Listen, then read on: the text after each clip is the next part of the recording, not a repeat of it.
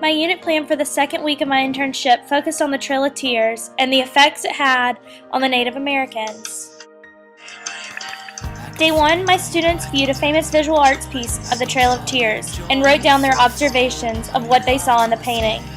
This stimulated a really good discussion to introduce the basic aspects of the trail and why it happened.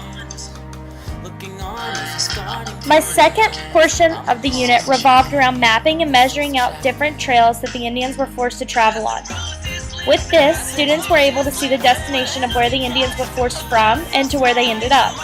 With yarn, the students were paired together to tape and mark out the map and then measure it using the conversion scale at the bottom left.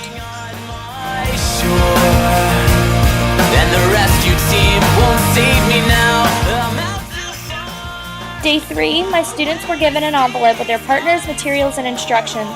On this day, they read about some of the personal experiences of the Native Americans and the individual horrors they face along their migration westward.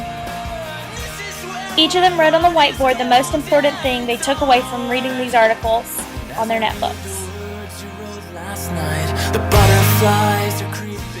During Day 4, students were to write a letter to President Andrew Jackson as if they were a Native American back in time about to embark on the Trail of Tears.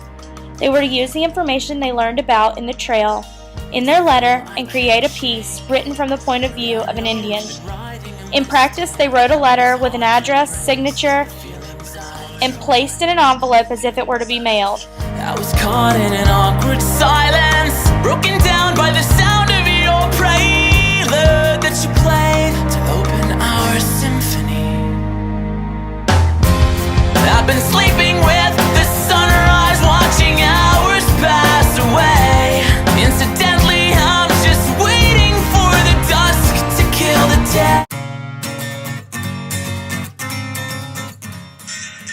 Also, during my final day with my 5th graders at Gregory, we helped out with Miss Jordan's 1st graders. They were exploring pumpkins and my students were helping to guide them through the cleaning out process and counting the seeds inside. Jump and don't save yourself for last. Breathe in this life, don't leave it in the past. You found yourself here one last time, but where do you go when the curtain's coming down? This isn't how we got so far. There's nothing better than waking up to a new day. It was a wonderful experience to join another classroom and watch my students work as mentors for the younger 1st graders. I literally snapped a million pictures and videos. If I'm not